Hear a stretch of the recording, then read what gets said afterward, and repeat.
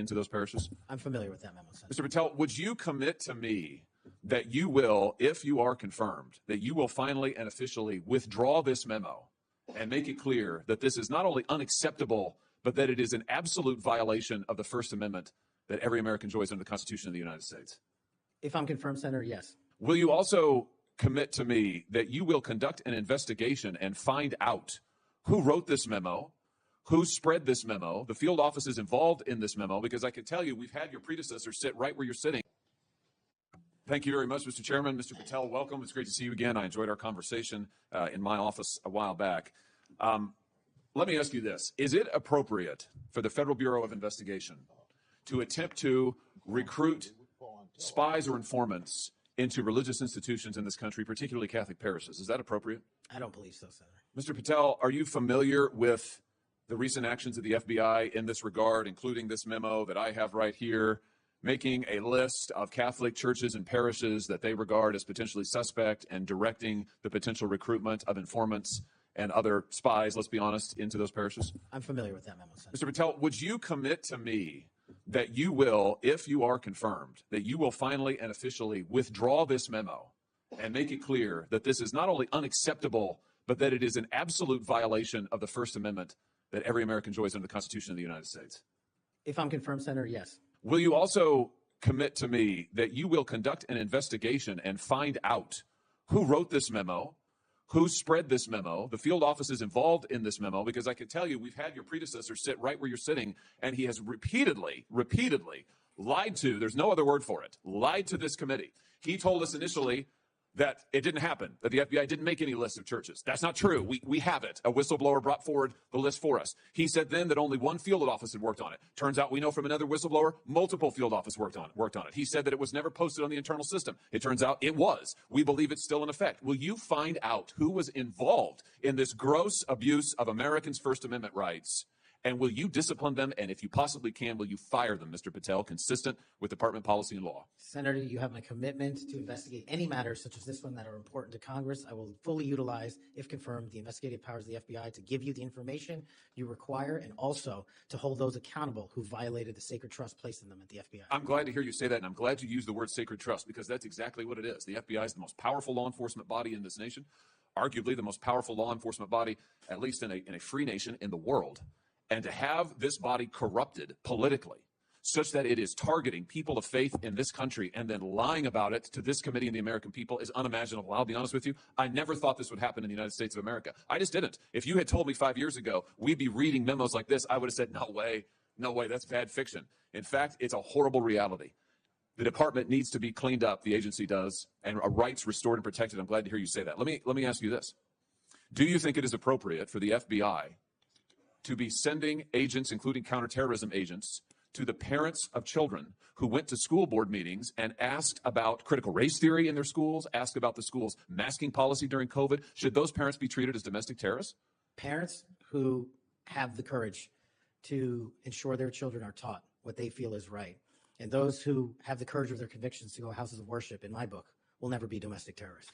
I'm delighted to hear you say that. You're familiar, I am sure, with this memorandum issued by the Attorney General, the last Attorney General, Merrick Garland, directing the FBI and other law enforcement agencies to look into parents who went to these school board meetings. And we know from whistleblowers who come forward to this committee and given us the evidence that, in fact, the FBI opened multiple cases against multiple parents across the nation, I believe, including in my home state of Missouri, another gross abuse, incredible political power brought to bear against everyday citizens. Why? Because they went to a school board meeting that they're paying for and asked about what their kids were being taught.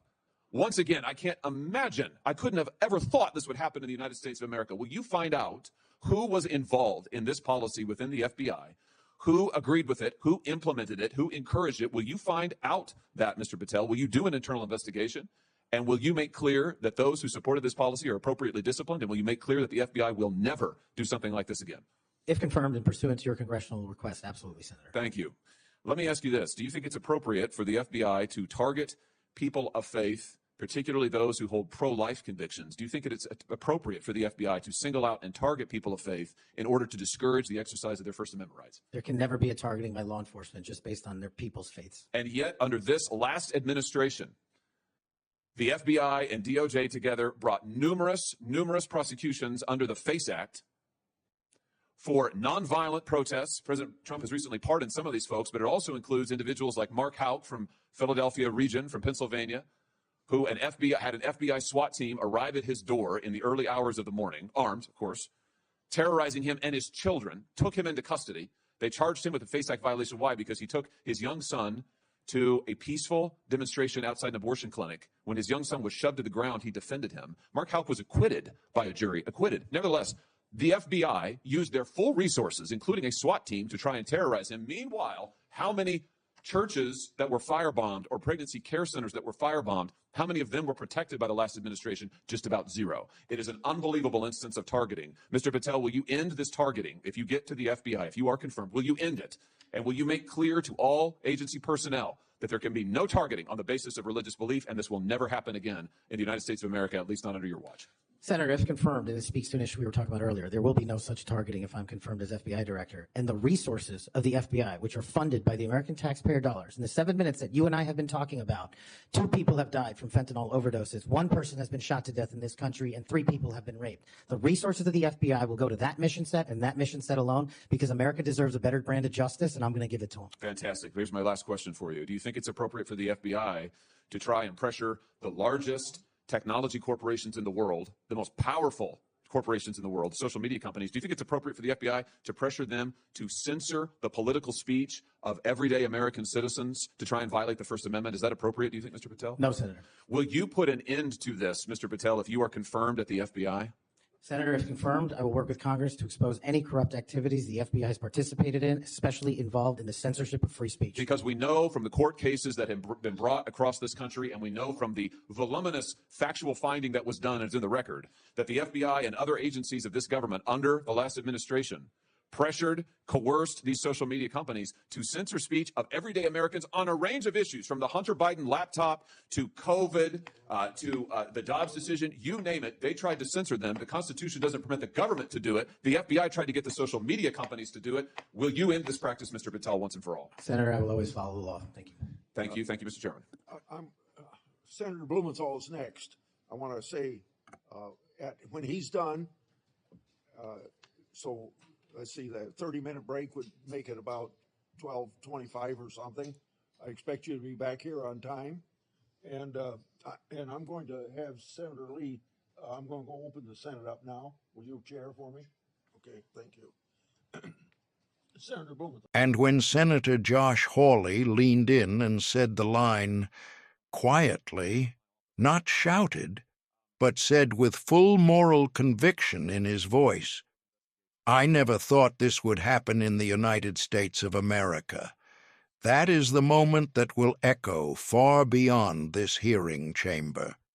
Because this wasn't a policy disagreement, this wasn't regulatory interpretation, this wasn't a budget dispute. This was an American United States senator stating, on the record, that the most powerful domestic law enforcement institution in the free world weaponized itself politically against religious communities, against parents, against peaceful citizens, and then lied about it, and lied about it repeatedly, and lied about it formally to the United States Senate. This is not hyperbole. These were specific claims tied to specific documented memos, not rumors, not speculation, not Twitter fragments. Actual internal FBI documents that required whistleblowers to even surface them, because the institution itself would not voluntarily admit what it had done. You could feel it in Hawley's voice. This wasn't normal partisan theater. This wasn't a scripted talking point designed to score a viral moment. This was something slower, heavier, darker. A recognition that the United States government, in our lifetime, crossed a line that previous generations of Americans assumed could only exist in fiction, or foreign authoritarian regimes, or history books discussing the tragic failures of other nations. But not here, not in America. He said openly that the prior director lied. He said openly that the FBI targeted Catholic parishes. He said openly that the FBI opened cases on parents. He said openly that the FBI pressured tech giants to suppress lawful political speech. And Kash Patel said, if confirmed, he would investigate it all. He would unwind it. He would expose it. He would discipline and remove those responsible. Because the FBI's power only works if the public believes it is morally bound to the Constitution, not to ideology or political faction. And this moment matters because Americans everywhere, on both sides, feel the tremors of institutional breakdown. We are entering an era where the power that was once assumed to be neutral is now revealed to be selective. And selective power is the death of justice. Every civilization that abandoned neutral law fell into decay. Every republic that surrendered equal protection became corrupt.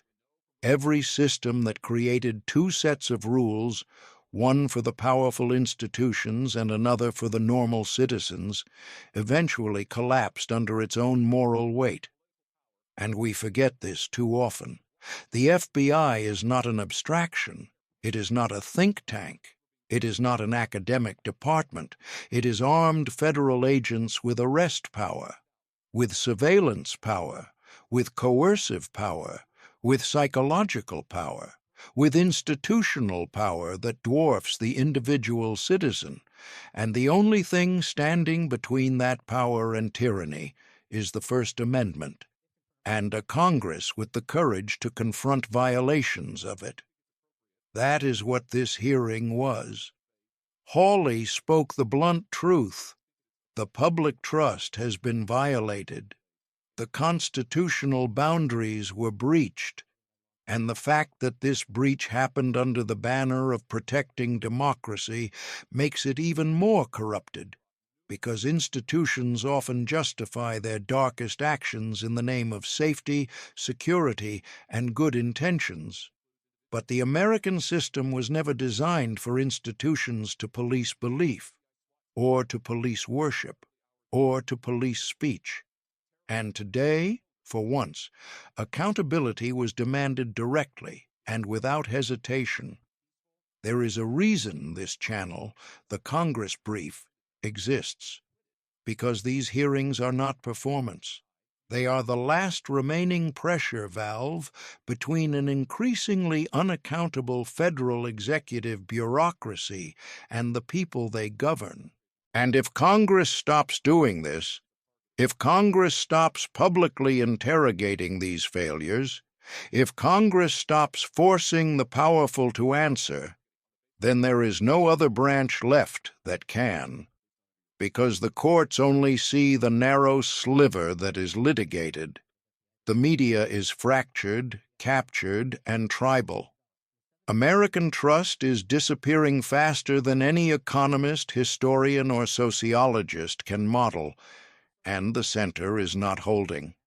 So when Hawley said, "I never thought this would happen in the United States of America," he was not speaking only to Kash Patel. He was speaking to the people watching. He was speaking to history. He was speaking to the future. He was speaking to every American who senses that the guardrails are failing, the norms are gone, the institutions are no longer protecting but policing dissent. This hearing was a warning. A republic cannot sustain itself when the police power of the state begins to behave like a political instrument. The American experiment only works if government itself is the first entity bound, restrained, and humbled by the Constitution. If that restraint fails, nothing else matters. This is the battle of this era. This is the defining ideological line of the next decade. Not left versus right, not red versus blue, but power constrained versus power unleashed. Constitutional government versus bureaucratic absolutism, And the citizens of this country deserve a government that fears violating their rights, not a government that casually violates those rights and then lies about it. This is the Congress Brief. Subscribe, support our work, because this fight, this moral confrontation, is only just beginning.